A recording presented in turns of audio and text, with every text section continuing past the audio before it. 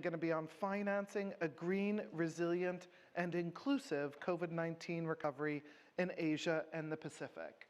So I'm Helen Mountford. I'm Vice President of Climate and Economics at the World Resources Institute, and we're very honored that we partner with the Asian Development Bank on a number of issues in key countries in the region. So great to be here.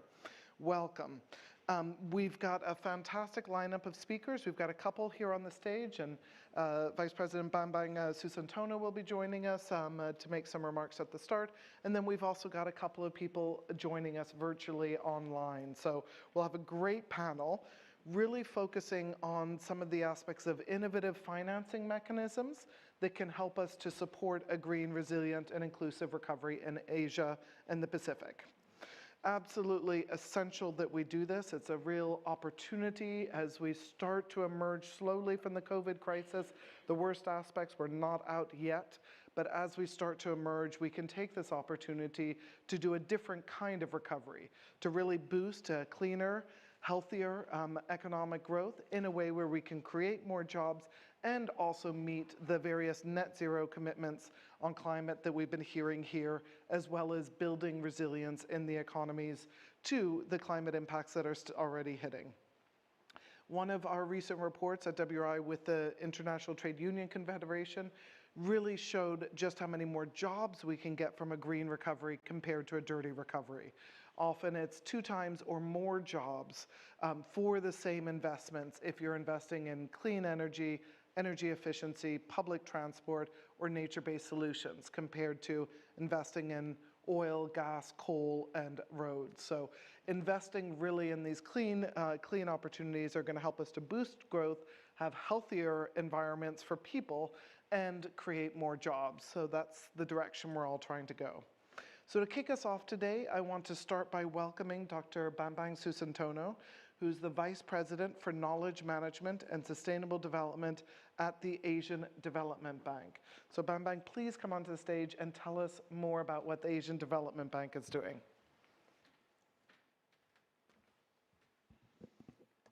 Thank you, Helen. A very good day, distinguished speakers, panels, colleagues, and participants. On behalf of the ADB, Asian Development Bank, it is my great pleasure to welcome you to this important dialogue on financing a green, resilient, and inclusive COVID-19 recovery in region Asia and the Pacific. I want to thank the National Institute for Environmental Studies and the Carbon Trust for joining us in organizing this dialogue. Today's discussion is of crucial importance as the world faces the dual crisis of recovering from the COVID-19 pandemic and also combating climate change. COVID-19 is not just a public health crisis. It is now almost 2 years since the global pandemic brought on many compounding challenges. From business closures to lost jobs, disruption in education, and global supply chains, all are contributing to widening inequality. Like the rest of the world, the pandemic caused unprecedented socio-economic disruptions in Asia and the Pacific. Unemployment increased by 15 million in 2020, while lockdown measures negatively impacted some 829 million informal workers in the regions. Although economies of developing Asia are forecast to grow by 5.9% this year and 5% in 2022, the rebound will not be enough to compensate for the output loss in 2020. Also alarming is that an estimate 78 to 80 million people across our region fell back into extreme poverty since the pandemic began. Using the $3.20 per day threshold, it raises the number to about 162 million. As always, vulnerable people are the most affected and the last to recover. As economies began to reopen this year, greenhouse gas emissions are already bouncing back. Carbon dioxide emissions are expected to increase by nearly 5% this year. Much of this is due to rebound in fossil fuel demand from Asia. The challenge of meeting the Paris Agreement goals remains. Many of you can clearly recall that in the middle of the pandemic, the tropical cyclones Amphan and Harold ravaged parts of India, Bangladesh, and the Pacific Islands. They claimed lives and destroyed the homes and livelihood of families who were already struggling with the pandemic. These disasters remind us how vulnerable is the Asia and Pacific region to the effects of climate change. Recovery places us at the critical juncture. Restoring our economies to business as usual will no longer work. We must instead grasp the opportunity to address the climate change and transform our economies.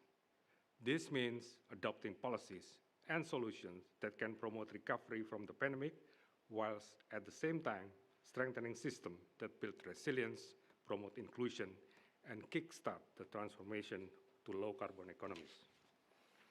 There is, however, a critical problem we must solve. Many countries lack the ability to finance recovery and invest in tackling climate change. According to a 2019 UN ESCAP report, Asia and Pacific must invest $1.5 trillion annually, or about 4% of the GDP, to sustain growth and meet the 2030 climate action goals. Now, more than ever, we must realign both public and private finance toward low-carbon and resilient development. This is a one-off opportunity we cannot afford to lose. ADB is committed to provide the needed resources to help our developing members achieve green, resilient, inclusive, and sustainable recovery. Among our priorities is to help countries integrate green measures into their recovery plans as part of their efforts toward building forward better. How are we doing this? Our assistance can be roughly categorized into 3 areas. 1, we are aligning our regional and country operations toward a green recovery. 2, we are providing targeted green recovery knowledge solution and financing. And 3, we are expanding the ambitions of our climate financing. So let me briefly talk about each of these 3 areas. Many developing members are now moving from the direct impact of COVID-19 toward long-term recovery. ADB is aligning its regular operations to accelerate the region's transitions toward a green, resilient, and inclusive recovery. This includes the $78 billion projected commitment from 2022-2024, of which $40 billion will be directed toward responding to the impact of the pandemic, and the remaining $38 billion will support countries to reduce the risk of future disaster and shocks, and also to build back better, or rather, build forward better. ADB is also tailoring our assistance to countries' individual needs by combining financing with knowledge solutions, be they through cutting-edge research, policy recommendations, knowledge sharing, platform, or other form of technical assistance. For example, last year we published a framework to offer countries ways to pursue green recovery. The framework provides a structured process that helps countries evaluate, compare, and prioritize different options for green recovery interventions. This framework is serving as a basis for ADB's support to several countries in their pandemic recovery planning. One example is Armenia, where we are supporting the government to identify and assess possible projects that will support both COVID-19 economic recovery and low-carbon and resiliency goals. ADB has also recently published knowledge product on carbon pricing for green recovery and growth. We are working with our countries to assess how carbon pricing instruments can support a green recovery and growth, including opportunities to mobilize financing through Article 6 of the Paris Agreement. One ADB program that effectively combines financing with the knowledge solution is the ASEAN Catalytic Green Finance Facility. You are going to hear more on the panels. So finally, ADB announced last month that we would be raising our ambitions to deliver climate financing to cumulative $100 billion from 2019 to 2030. The additional funding will help find new ways to deliver climate mitigations, scale up transformative adaptation projects, and increase climate finance for our private sector operations. It is not only the total sum that matters. We are aware that more dedicated attention is needed to increase financing of action for adaptation and resilience. To this end, we will be raising our investment in this area to at least $9 billion from 2019 through to 2024. So let me end by emphasizing that a green, resilient, and inclusive recovery is not a choice between economic recovery and our green agenda.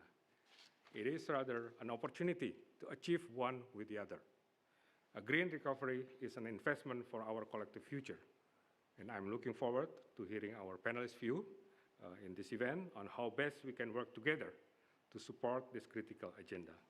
So let me now hand the floor to my dear colleague Helen, Vice President of WRI, with special thanks, Helen, for moderating this session.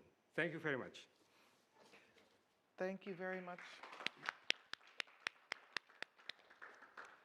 Thank you very much, Dr. Susantono. Wonderful to have those reflections on how ADB is moving forward to support countries in the region, really to build forward better, not just build back better, but build forward better, and in particular, the recent commitment to increase climate finance with a strong focus on adaptation and resilience. This is what we really need to ensure that green recovery really is an investment for our future. So thank you for us. Now I'd like to turn to our wonderful panelists here and online to start by asking each of them to give us sort of 2 minutes of opening remarks on what they see as the priorities in this space, and then we'll come back to some further questions. But first, let me start by introducing this fantastic panel. We have Mr. Anuj Mehta here, who's the head of the Green and Innovative Finance and the Asian Catalytic Green Finance Facility at the Asian Development Bank, at ADB.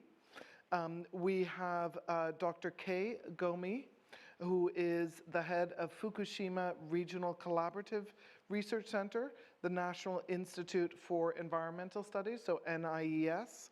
He'll be joining us online. We've got Ms. Anna Mazmanyan, who is the Deputy Minister of Environment for the Republic of Armenia. Wonderful to have you here, thank you. And we've got Hannah Evans, Ms. Hannah Evans, the Senior Manager at the Carbon Trust. So wonderful that you can join us. And I believe we'll have one more participant online.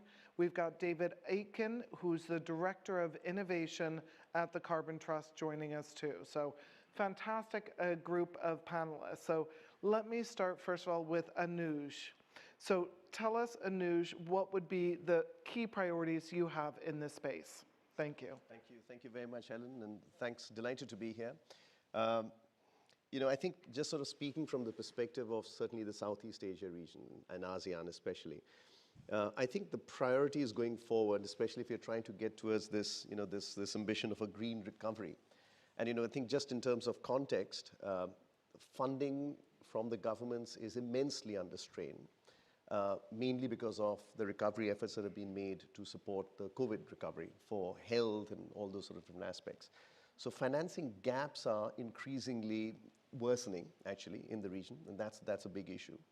With that context, trying to focus on green recovery, I think for me means 3 or 4, you know, key things. Number one is projects.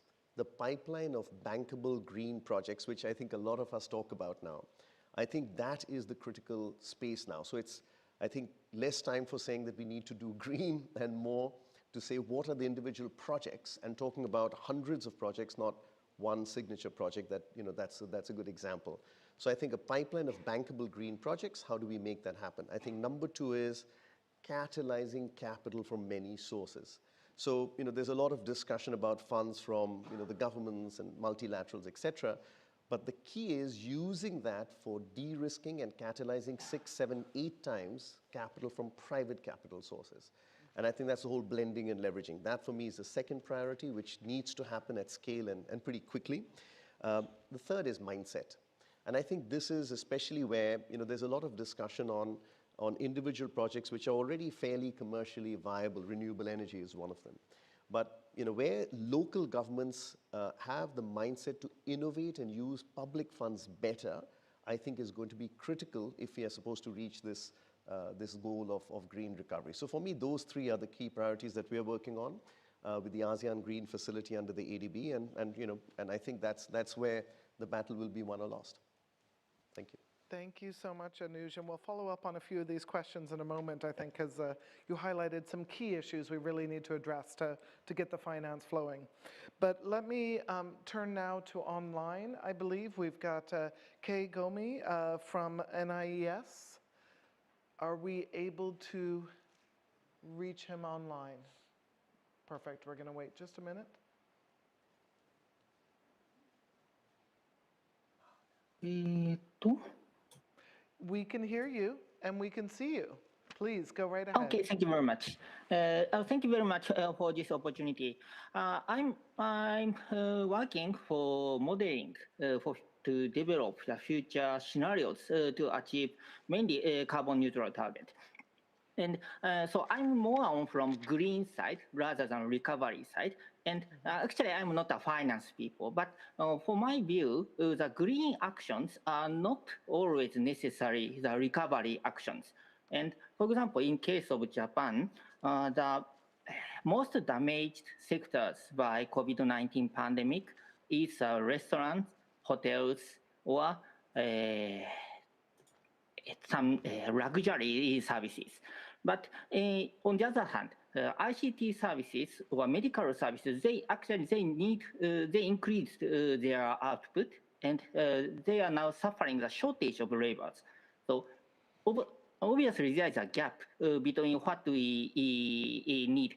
And for the recovery side, what to do, for the green side, especially for the carbon neutral, to achieve carbon neutral, we need more construction, we need more engineering, we need more technology, including both ICT or PV or power plant and so on.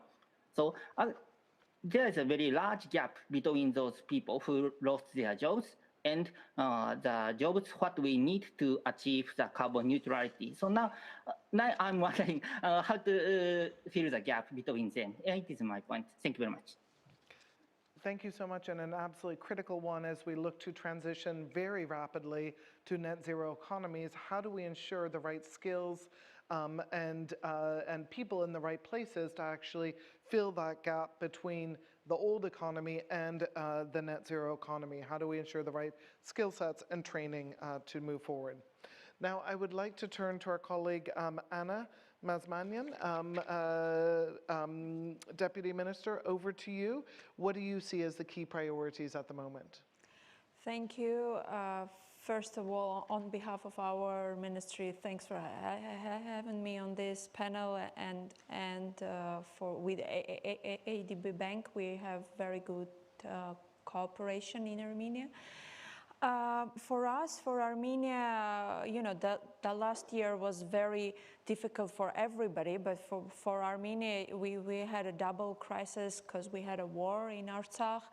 So it was very tough, but our government stays firm to its commitments to international obligations within the NDC and National Adaptation Plan that we have submitted this year. And for us, this green recovery is becoming, you know, not only a climate issue, but it's kind of a upraise for the nation, you know, that we are rebuilding our country through these projects. And of course, it's a great source of green jobs, which is absolutely necessary after the COVID and after the war.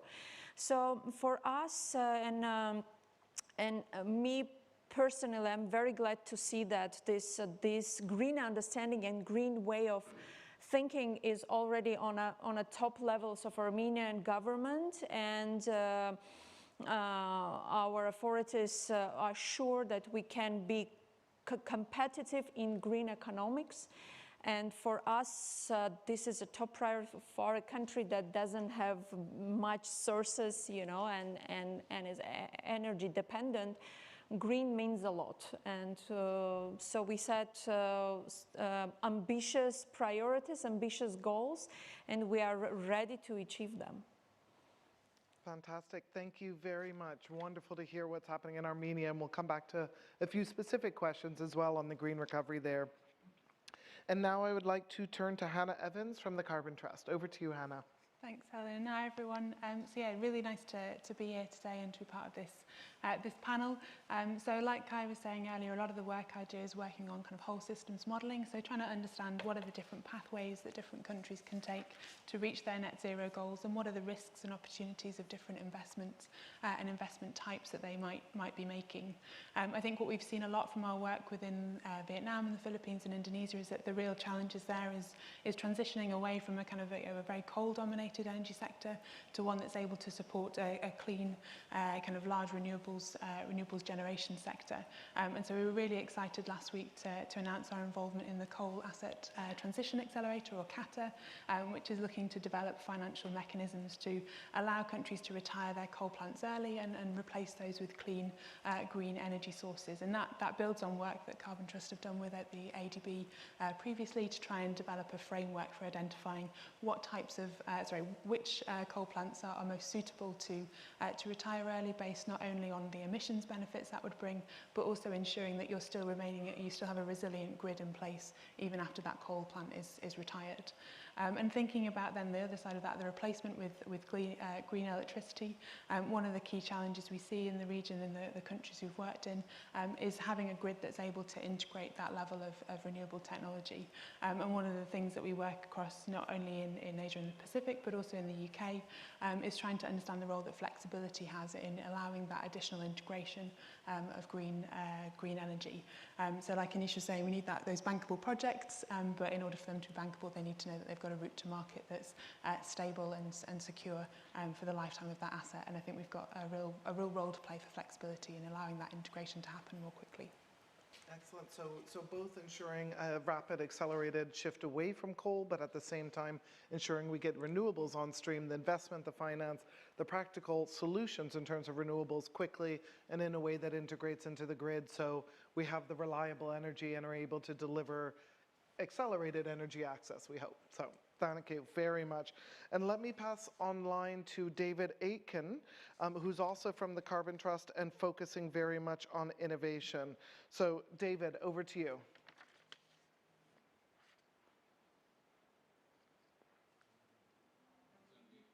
Wait a minute, are you on mute by any chance? Can you? Am I coming through okay now? Yes, perfect. Brilliant. Thank you very much, Helen, and delighted to be joining this session virtually today. I'm David Aitken, Director of Innovation at the Carbon Trust, and very much building on some of the comments that the panelists have already made. I'd like to just share a few thoughts on financing the green, inclusive, resilient transition. It's absolutely critical, as Hannah and others on the panel have highlighted, that we're very clear about what we're shifting away from, and coal has been a key feature of this COP and is a key feature of that of the energy transition. I think it's also critical to paint a bright, inspiring picture around what we're powering to, and for many people across Asia Pacific, across Sub-Saharan Africa, and beyond. The question is not where their power is coming from, whether it's coal, gas, renewables.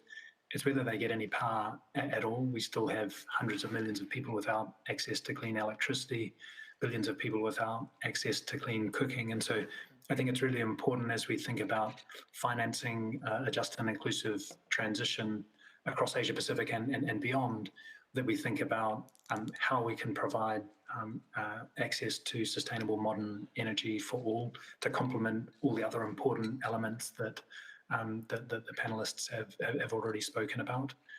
In this area, the Transform Energy Access platform that we work on is a key part of our work in this area, which, as you highlighted, is very much on the innovation side to catalyze the new technologies, business models, and skills to unlock that energy transition. And I think one of the things we can perhaps come back to in the discussion is the way that platforms like the Transform Energy Access platform and others can take the public and philanthropic funding that's available and really look to mobilize that finance at scale, as Anush and others have mentioned, to ensure that the funding that is provided by public and philanthropic sources is leveraging the maximum possible impact to accelerate that transition as fast as we can. And it would be great to dive into some of the strategies for doing that. Thank you. Excellent, thank you, David, and we'll definitely come back to that, how we can use that either public or philanthropic funds to really leverage private finance to deliver access to clean energy as rapidly as possible in country. So great topic to come back to. So actually, I would like to now pass to each of our speakers, our panelists, for a follow-up question based on the initial introductory remarks. First of all, let me start with you, Anush. So, I mean, the MDBs have an important role here in actually delivering this transformation. And you talked about the importance of a pipeline of bankable green projects, but also ensuring that we're using the MDB finance in a way that we can really leverage private finance, using instruments to be able to do that. Can you tell us a little bit more about what you think is needed next as we come out of COP26 at the end of this week?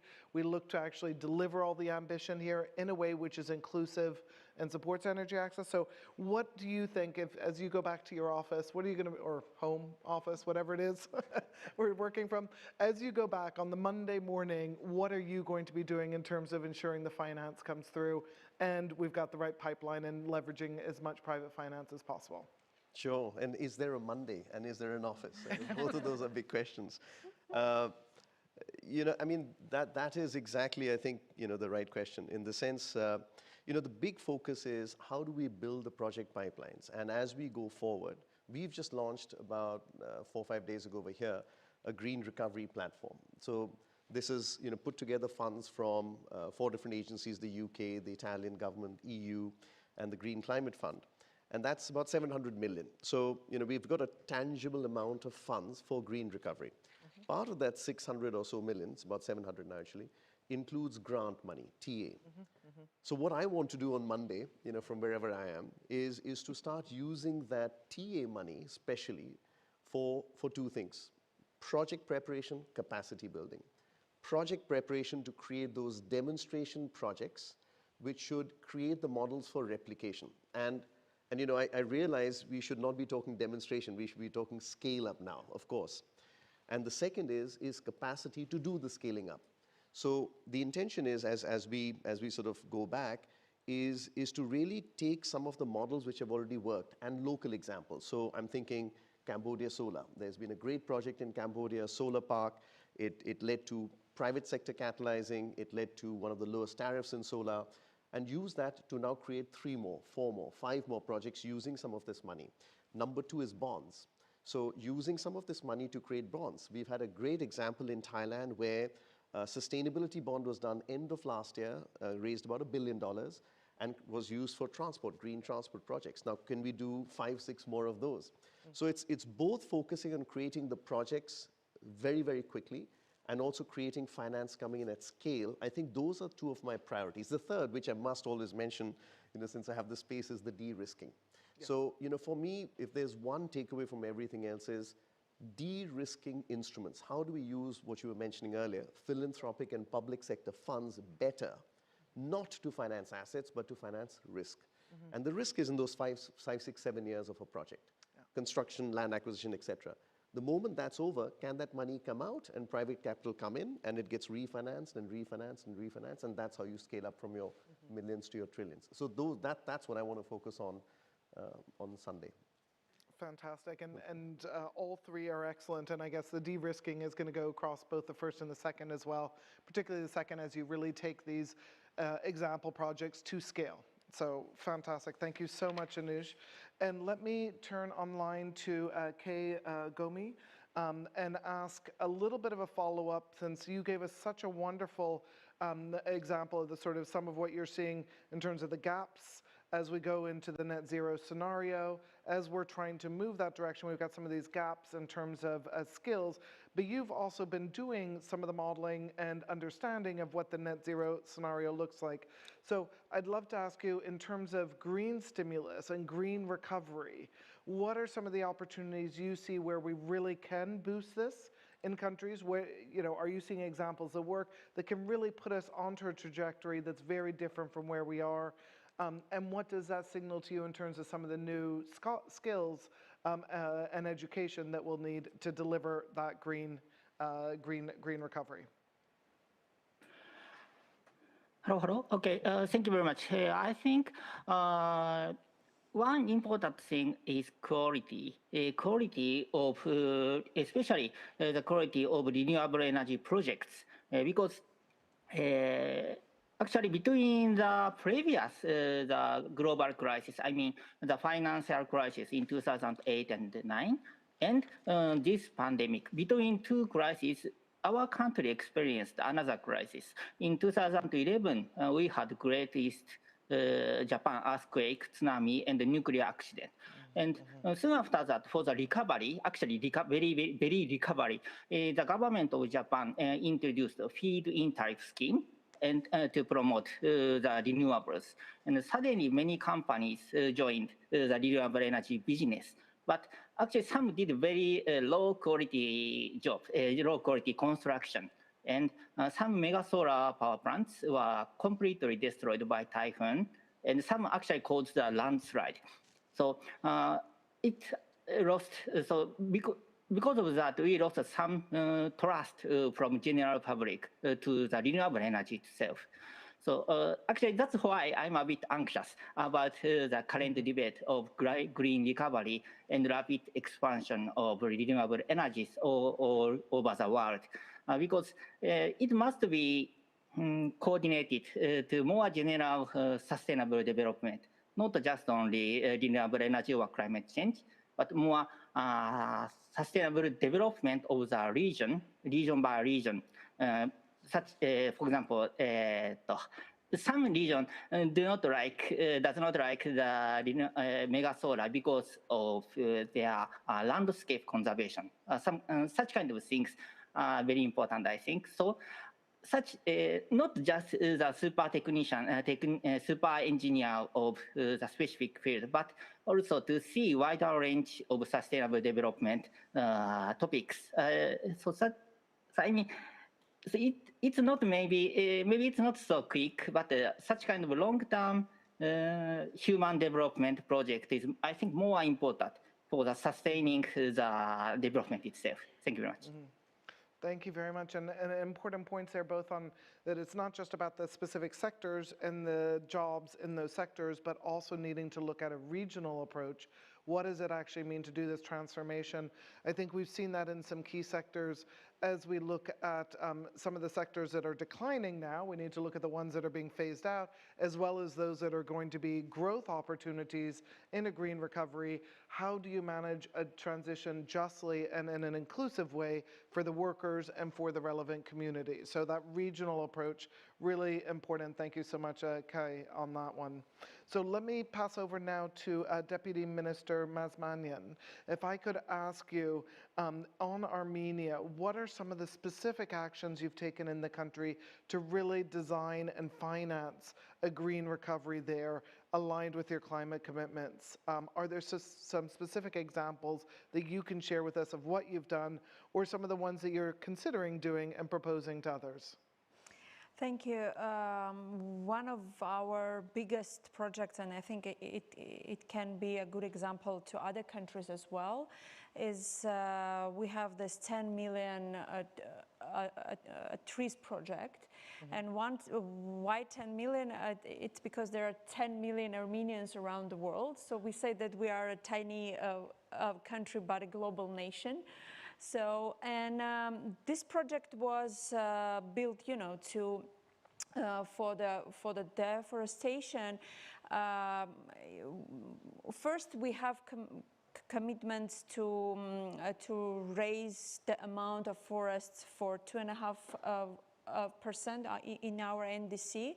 But after the COVID, it's a good opportunity to create green jobs and to raise the awareness about forests. So what we are doing is we are building nurseries, teaching people from the communities to come to work with us. And then we find funds, we raise funds for them to help to build the backyard nurseries. So it's a big complex of activities that help us, you know, to build the capacity of growing for forest. And of course, now at the moment we are fighting with this climate change, and the conditions of forests are not doing very well. And such projects can help us to build green jobs and to recover forests and to raise the awareness and, you know, to brought up new generation of people who understand what is green and what is a forest. But here, what I would like to add is that for such countries as Armenia that are small, that, you know, it's stuck in between of big interests in the region, etc., for us, it's very important this access to finance, and that this time that we need to get that finance is not long, you know, that our priorities can change, because you can apply, you know, everyone, it's not a secret that you can apply for a grant and it can take 5 years, 6 years or whatever. So I think that at the moment, everything in this world, all the activities are very fast. And the financial institutions with banks it's easier. But if we talk about other financial institutions, it takes years, you know, to get that finance. And the communities, in Armenia and in other countries, they live today, and they want to see the changes of today. They want to have jobs. They want to be sure that their kids will have a proper life standards. And I think it's very important for financial institutions to understand that they should change the way they work, they react, and the procedures should be adjusted to the rhythm of our life, you know. Yeah, thank you. Perfect, thank you so much, and wonderful to hear about that 10 Million Trees initiative. As you said, it's really a fantastic opportunity to create jobs. We found that investing in nature-based solutions like that will generate often many more jobs for the same investment amount than investing in the fossil fuel industry. And of course, it's also an opportunity to do outdoors jobs, which has been so important during COVID to keep social distancing and health. And it's an investment in the future there. It's both for climate purposes, but also in order to build resilience in nature and to deliver other ecosystem services, air pollution benefits, etc. So wonderful. The point I think that you concluded with is also something for us all to bear in mind. How do we help to shift? What do we need to shift in the finance sector and the approaches that are taking in financing to actually adjust and support this green recovery more rapidly? It was often designed, the finance system, for the old economy. So let me pass now to Hannah. Hannah, if I could ask you, based on what you said, the sort of whole systems modeling and pathways approach you've been taking, working with a number of countries in Southeast Asia, the risks and the opportunities that you've identified, can you tell us a bit more about what you see in terms of really accelerating the recovery and an inclusive recovery in the energy sector, and in particular some examples of how you're solving this question of flexibility in terms of integrating renewables into the system? What are you seeing as the solutions there? So on the flexibility side, we've done a lot of work, particularly with Imperial College in London, to look at different pathways to net zero. So this year we did one piece of analysis which focused on the UK initially, but was looking at different pathways to hitting net zero and the value of flexibility within each of those pathways. And what we saw was that adding more flexibility into a zero carbon system delivered you kind of several £1 billion worth of savings at a system level in 2050, within that net zero 2050 year. But what we... so there's 7 billion... several billion, so up to £17 billion per year annual saving in terms of the value of the energy system. By 2050 in the country? Yes, annually in 2050. So it's a huge, there's a huge value in having that, huge benefit. That flexibility in the system. And where the value of that flexibility comes from is in having to have less backup generation, so not having to keep those fossil fuel power stations or hydrogen fuel power stations on standby to manage kind of peaks in demand or dips in generation, having other flexibility assets there that can help manage differences in supply and demand. but also equally on the demand side, having the ability to flex your demand, so having demand side response. And if we're moving to a electric vehicle kind of led transport system, being able to implement smart charging and vehicle to grid to enable kind of reduction in peak demand, so you can make the most of your transmission and distribution assets as well as your generation assets in the system. So you're seeing kind of value in both the generation and the network side, and that was just for the UK, but that exercise we can repeat in other countries, and have done exercises elsewhere as well. And as Dave mentioned, in Asia, it's not just the fact that you're transitioning from a kind of a legacy system to a low carbon system, but also that you're trying to increase energy access at the same time. So you've got kind of two problems to tackle, trying to make sure you're meeting demand, but also making sure that you're delivering that in a clean way, and not kind of investing in renewables, but then seeing the demand overtake it and flexible, and not then deliver a net zero system. In terms of the second point around kind of scale up, I think there's a lot to learn from examples in Europe and the UK around particularly offshore wind scale up. We've done some work in the Philippines and Vietnam to kind of do that sort of knowledge sharing piece. So what are the lessons that have been learnt in order to allow other countries to scale up more rapidly and get to those bankable projects, those large scale projects more quickly, which is what we need to deliver net zero. Fantastic. Thank you so much for sharing those examples, including on the actual savings you get from moving forward, and the combination of going towards renewable energy in the electricity system, but combining that with EVs, which can, the electric vehicles, which can act as a storage basis and help to ensure stability in the system. So some great examples there. Thank you so much, Hannah. And let me turn to David online again to tell us a little bit more about, perhaps if we could talk a little bit about the countries where we see a large deficit on energy access. How can some of the more innovative solutions that you've been mentioning on the energy transition side and green recovery, how can we draw on some of those solutions to really help rapidly accelerate access while doing so in a clean way, in a way that's affordable? Super, thank you. Yeah, I mean, I think innovation is a fantastic opportunity, particularly in a lot of the countries with a high energy access deficit, to leapfrog some of the challenges that we face in markets elsewhere. In many of these countries with a high access deficit, they don't have the same challenges with established legacy infrastructure, and can jump straight to access to modern clean power for all. And meeting this universal access is both feasible and essential for a just transition. We're looking at annual investment ranges between 40 and 50 billion a year, according to IEA and SE4All, to deliver this. So it's both achievable and critical to a just and inclusive transition, and high ambition across the energy transition globally. And I think it's a real opportunity for innovation, for exciting companies working across a whole range of areas to help accelerate this. So maybe just to bring it to life with a couple of examples, particularly some of the energy catalyst innovators that we've been working with. Mobile Power is an example of a company that's developed an energy distribution ecosystem that supplies power to off-grid households in Africa, across West and East Africa, at an affordable price point, using a pay-as-you-go smart battery rental system.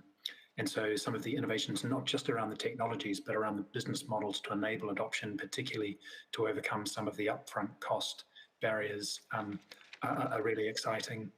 And I think, you're also seeing innovators like Buffalo Grid, that's bringing some of those services that are critical to countries across Asia Pacific and beyond. So Buffalo Grid's developing a smartphone charging and Wi-Fi hub. It's got an internet connection. It's powered by solar panels. Can charge numerous phones at once. The prototype's being used in mobile operator shops in rural parts of India, where electricity is unreliable and intermittent. And so you're starting to see these solutions come through that offer real promise, real potential to change lives in Asia and Africa. And this is part of that continuum of solutions that can help to move faster at lower cost and ultimately accelerate the progress that we need to achieve Sustainable Development Goal 7, alongside some of those really important and bankable projects and deployment of existing solutions that we also know is critical to achieve the overall goals. Thank you so much, David, and thanks for those very practical examples of where you're seeing this actually working on the ground, delivering the innovative systems. So I do want to check and see if we've got any questions from the audience, either online, I think you can type in questions, or those who are in the room here. I see a hand there. I'm wondering if we could get if you could come up to the microphone, that would be fantastic. Please do say your name and who you're affiliated with, but also if you've got a question for a particular panelist, let us know who that is. Thank you. Thanks very much. I'm Professor Jacqueline McGlade. I used to be the UNEP Chief Scientist, so this was kind of my business. But I heard a great phrase yesterday, and it was repeated about, in thinking about mitigation and financing, and you mentioned a little bit about flexibility, we have to actually adapt the mitigation. You know, otherwise you build solar panels and then they're flooded. So I'm just kind of thinking about how that revisiting of projects features in your sort of project pipeline. How could you imagine financing those things that even now you might not think are at risk, but actually could be as the years go by? Thank you.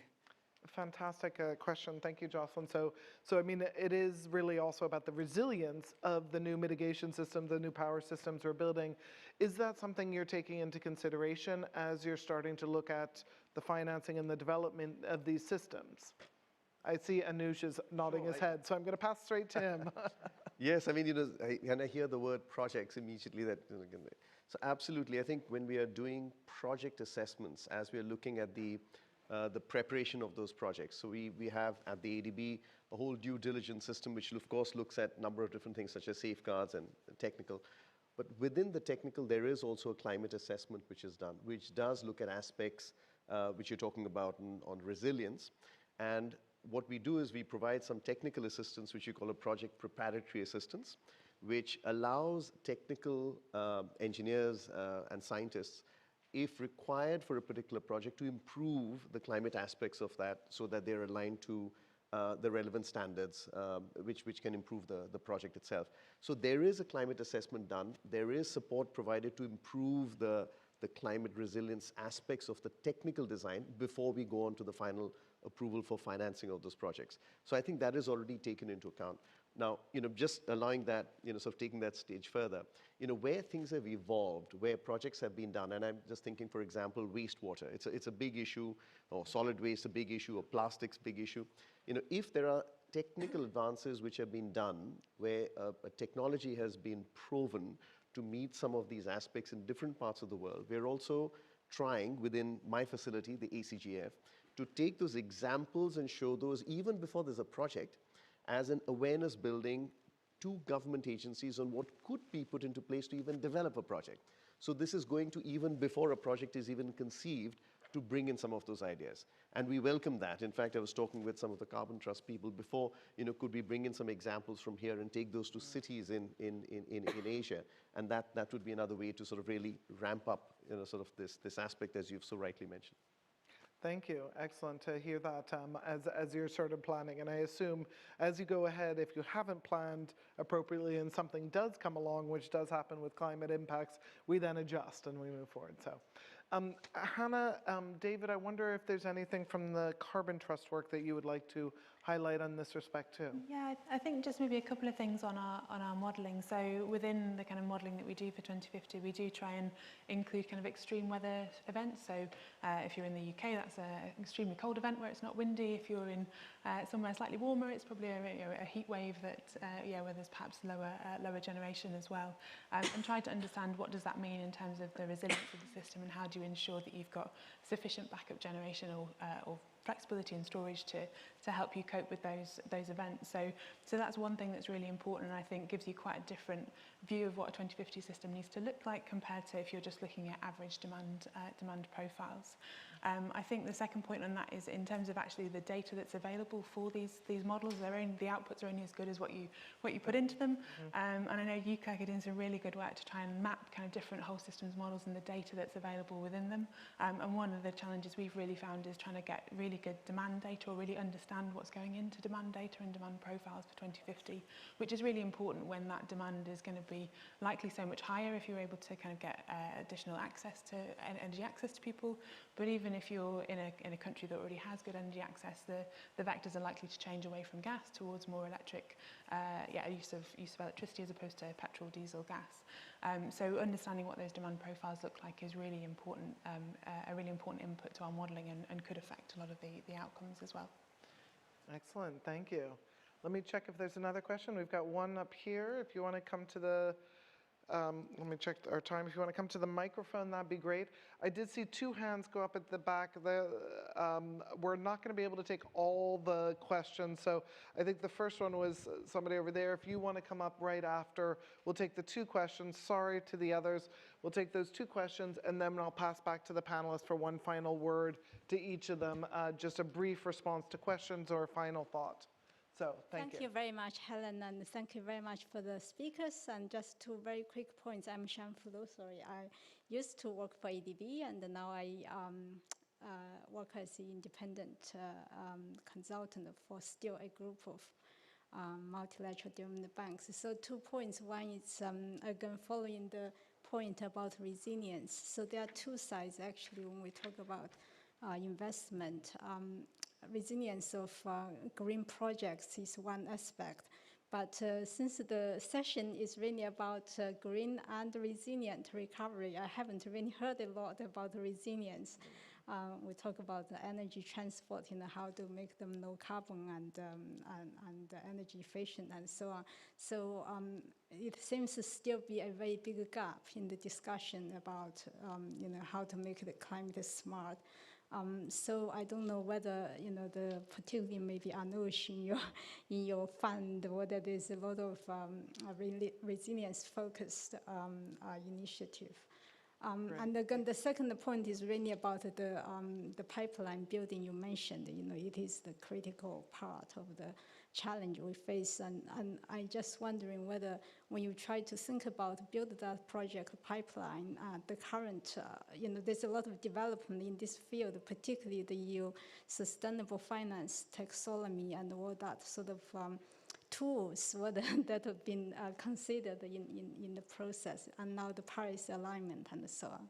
Thank Thanks. you. Thank you very much. And a quick question over here, and then we'll pass to each of our panelists for a final comment. Yeah, sure. I'm Robert. I'm a researcher at Wageningen University focusing on reporting and disclosure mechanisms for climate finance. And I was wondering, Anush, if you could maybe shed some light on how important transparency and disclosure initiatives are for mobilization of climate finance and perhaps for the use of bonds and the creation of maybe new bonds or other climate-related financial instruments. Perfect, thank you. I'll pass back now, and it'd be great, Anush, if you can take that last comment. I'm hoping others don't feel you need to respond to all three, just very briefly. We've got about 1 minute each, so we're going to be quick.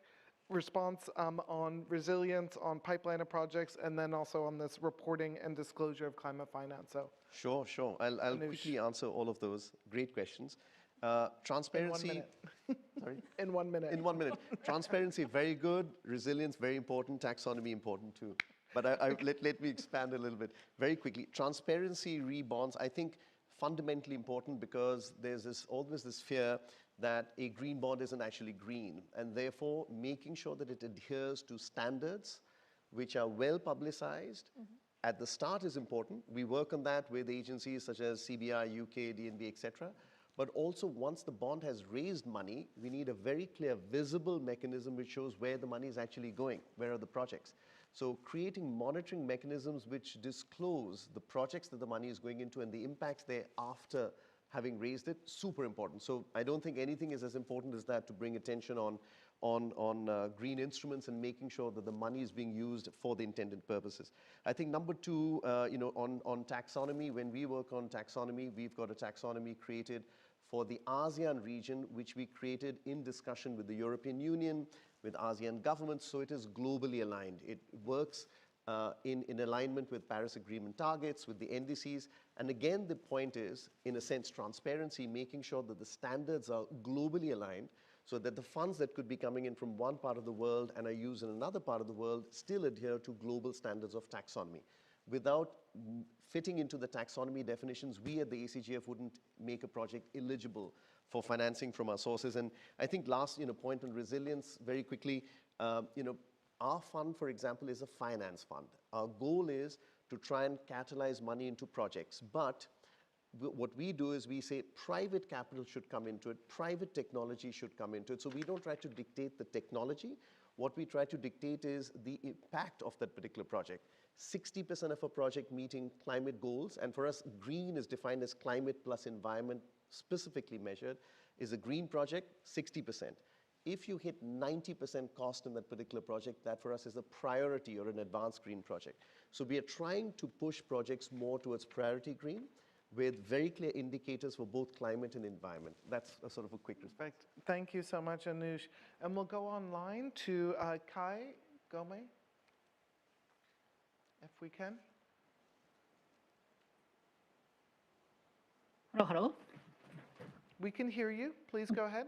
Okay, thank you very much. So final remark, renewable energy is very good, but actually there is a limit of renewable energy itself as well. So, and our modeling results suggest that energy demand should be reduced at least by half. So energy efficient, and also the energy efficient house is very convenient and, for example, good for health. So I hope you are the finance people to make money, use money for efficiency improvement as well. And of course, the lifestyle change or land use control is also important. So I hope that this can be an opportunity for the more holistic approach to the sustainable development, not only the climate actions. Thank you very much. Thanks very much. A really important push to focus not just on renewable energy, but also energy efficiency and demand-side management. Although I expect our colleagues from Carbon Trust might say something about the limits on renewable energy and whether they're really where we thought they were even 2 to 3 years ago. So we'll come back on that. Thank you so much for that, Kai. And let me pass over to Deputy Minister Mazmanyan. Over to you. Any final concluding thoughts from our discussion today or in response to the questions? Thank you. Well, what I was thinking all those days when I'm here at COP is that how it is important that within the countries, all the institutions are on the same page and understanding why are we doing this. And of course, after that, you have the better understanding, you have the better and more efficient work with other institutions. Because when in the country only the Minister of Environment is thinking about this, this adaptation and mitigation things, it's very hard to push this agenda. But when you have this same idea to push, it's easier to work with foreign institutions, and it's easier to cooperate and to gain experience from other countries. And for me here, it was very interesting to see how other countries are doing with this or that problems. And it seems that everywhere is the same, more or less, have the same problems. It makes me feel a bit easier that we are not alone in this. And of course, this COVID thing made us very separated, and I would love to catch up with my colleagues from the audience and online and with the panelists afterwards to share and to see what we can do. Anyway, we are all on the same boat, and we need to act together. Thank you. Thank you. Yes, we're all doing this together. We're doing it together. And I think under COVID, we managed with Zoom calls, unending Zoom calls, but actually being back together and being able to share real experiences on the ground and learn from each other makes such a difference. So wonderful that everyone could be here. Fantastic. Let me pass over to you, Hannah, then for any sort of thoughts on some of the questions that were asked or reactions in terms of final concluding remarks. Yeah, I think the question on resilience was a really good one, and one that I think needs to be incorporated a lot into kind of transition pathways and modelling that we do going forward. I think, yeah, coming here, it's great to kind of see, as Anna was saying, kind of so many people from different backgrounds, different perspectives, and it makes you realise kind of how interlinked a lot of these issues are, which really just highlights the importance of taking that holistic approach and looking at things from a whole system perspective, not to kind of pause and say we need to kind of figure everything out and then move forward, but actually using whole systems analysis and scenarios to work as a catalyst for investment and understanding and de-risking investments when you see the kind of commonalities across lots of different pathways, to understand how different asset investments fit into different futures when you still have that uncertainty there. So something still for us to work on, how we can actually pull that together. Fantastic, thank you. And let me pass to David. David, online, any final concluding thoughts on your side? Just a final thought around resilience. I think a fantastic point around the need to adapt innovation. I think one of the really exciting things about distributed renewable energy solutions is not only the clean element built in, but in a lot of cases, the inherent flexibility and resilience of the solutions themselves from the more distributed, decentralized situation and setup they have. And I think one of the things that's helpful to think about then is, where are the opportunities to really move the needle at scale on some of these areas? Coal and powering past coal is one of them as we think about the clean energy future. There are other opportunities, things like the genset transition across Africa and Asia, work that's been done in Africa alone by Catalyst Off-Grid Advisors for Shell Foundation and Rockefeller Foundation, highlighted over 226 megaton CO2 opportunity, the opportunity to retire over 9 million gensets and create a financing opportunity worth more than $134 billion by 2030. So these are, in a lot of cases, opportunities for significant financing at scale of not only clean but resilient solutions that help us to shift from what we want to move away from and towards what we want to move to, which is really exciting. Thanks. Thank you so much, David, and huge thanks to all of our panelists today and for participation from the audience. Really did identify a number of the opportunities that we see for shifting to a green, resilient, and inclusive recovery in Asia and the Pacific region. Had a strong focus on what this means in terms of trying to get finance to align and to flow to support this transition. A big focus on both what we want to shift away from and how do we manage that transition justly and inclusively, and where we want to shift to and what's needed to make that work and work well. And finally, I do want to say, wonderful focus that came out, particularly through the questions on resilience. So it's both about how we reduce emissions to get to where we all want to be to keep global warming below 1.5 degrees Celsius. But even as we're doing that, we must be building in much more resilience and adaptation to the climate impacts that are coming and ensure those are embedded in our solutions. So as we started the conversation with the wonderful Vice President Bambang Susantono from ADB, as he said, in this green recovery, we need to see this really as an investment in all of our futures. So thank you again. Thank you to ADB, to the Carbon Trust, for NIES, for hosting us today. Thank you, and good luck with the rest of the COP.